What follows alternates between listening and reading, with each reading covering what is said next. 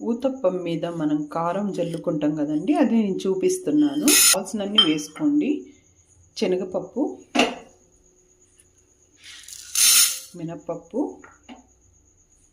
ఇవన్నీ ఫస్ట్ స్లోగా వేయించుకుందాము.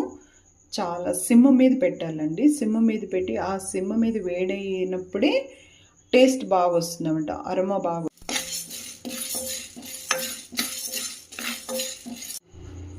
ఒక స్పూన్ జీలకర్ర, ఇప్పుడు ఎండుమిర్చి, ఇవన్నీ సిమ్ మీదే వేగాలి. ఇప్పుడు దీంట్లో నేను ఇంగువ కూడా వేస్తారు. ఇంగువ బదులు నేను కరివేపాకు వేస్తున్నాను అనమాట. కరివేపాకు ఎందుకంటే మనకి కంటికి కూడా చాలా మంచిది కాబట్టి పొడిలో కలుపుకోవచ్చు. లైట్గా సాల్ట్ కూడా వేస్తున్నాను.